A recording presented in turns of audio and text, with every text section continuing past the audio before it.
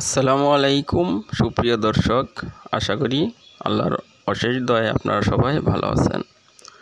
আজকে আপনাদেরকে দেখাবো অটো রিকশার চার্জার কি সমস্যার জন্য কয়েল পুড়ে যেতে পারে। তো ধৈর্য ধরে ভিডিওটি না টেনে সম্পূর্ণ দেখার অনুরোধ রইল। আর আমার চ্যানেলে নতুন হয়ে থাকলে সাবস্ক্রাইব করে পাশে থাকা বেল বাটনটি অলে দিয়ে রাখবেন, যাতে করে আমার ভিডিও সবার আগে আপনার কাছে পৌঁছে যায়। তো দেখতে থাকুন বন্ধুরা। তো দেখতে পাচ্ছেন এটি একটি 48 ভোল্টের চার্জার। তো এটিতে লাইন দিয়ে দিয়েছি, তো কোনো লাইন ইন হচ্ছে না বা লাইন যাচ্ছে না। তো এটি আসলেও কি সমস্যা আপনাদের খুলে দেখাচ্ছি। তো আমরা স্ক্রুগুলো প্রথমে খুলে নেব।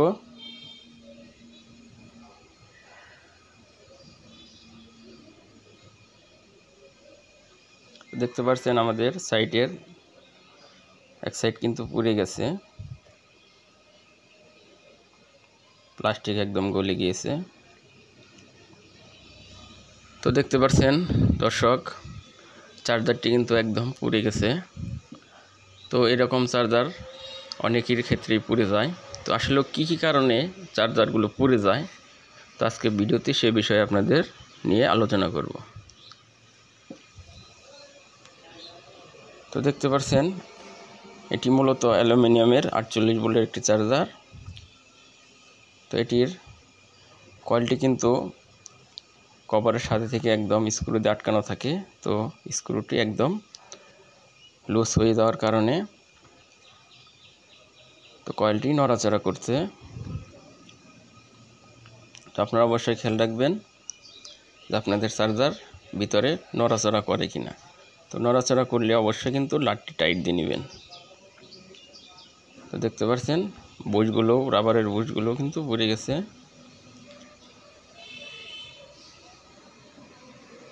তো পুরো কয়েলই কিন্তু আমাদের এক সাইড একদম ড্যামেজ হয়ে গেছে। তো এই চার্জারটি পোড়ার মূল কারণ ছিল ফ্যানটা ঘুরেনি। তো ফ্যানটা ঘুরবো কীভাবে? তো চার্জারটার কয়েলটি ফ্যানের সাথে কাছাকাছি ঘেঁষে যাওয়ার কারণে তো চার্জারটা প্রচুর হিট হয়। তো এই কুলিং ফ্যানে চার্জারটি ঠান্ডা রাখে। তো অতিরিক্ত ফ্যানের কাছে যাওয়ার কারণে ফ্যানটি গলে গিয়েছে। গলে যাওয়ার পরে কিন্তু আমাদের কয়েলটি পুড়ে গেছে। ফ্যানটি আর ঘুরতে পারেনি, কয়েলটি বাতাসও ঠান্ডা করতে পারেনি।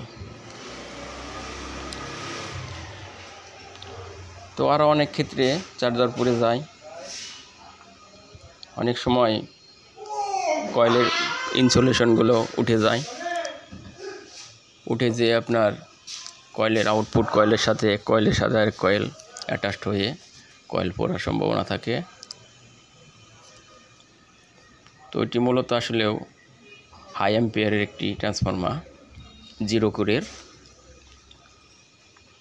তো সবসময় খেয়াল রাখতে হবে যে আমাদের চার্জ দেওয়ার সময় কুলিং ফ্যান ঘুরছে কিনা ঠিক মতো, তো আমাদের ভোল্টেজ রেগুলেটর ঠিক আছে কিনা, কাটা কত নম্বরে পয়েন্টে রেগুলেটরের খাড়ায় বা মিটার দেখায়, তো সেভাবে আমাদের চার্জ দেওয়া উচিত। তো আরও লক্ষ্য রাখতে হবে যে আমাদের রেকটিফায়ার গরম হয় কিনা, তো ফায়ার করে কিনা রেগুলেটর বাড়ানো কমানোর সময়। তো এ বিষয়ে আমাদের খেয়াল রাখতে হবে। তো একটি কয়েল ভালো থাকার মেন হচ্ছে আপনাদের কুলিং ফ্যান যাতে ভালোভাবে এটিকে হাওয়া দিতে পারে বা ভালোভাবে ঘুরে, তাহলে আপনাদের কয়েল পোড়ার চান্স একদম কম থাকে। তো দেখতে পাচ্ছেন কুলিং ফ্যান আমাদের একদম গলে গিয়েছে। একদম গলে জাম হওয়ার পরে কিন্তু আমাদের কয়েলটি পড়ে গেছে।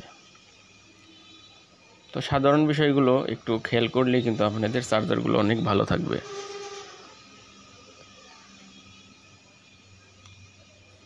তো চার্জার ভালো রাখতে চাইলে আপনারা মাঝে মধ্যে খুলে ওয়াশ করে বার্নিশও করে নিতে পারেন। তো আমার আগের ভিডিওতে দেখানো হয়েছে আপনাদের যে কীভাবে আপনারা বার্নিশ করবেন। তো দেখতে পাচ্ছেন অ্যালুমিনিয়ামের তারগুলো কিন্তু গলে একদম পাকিয়ে রয়েছে।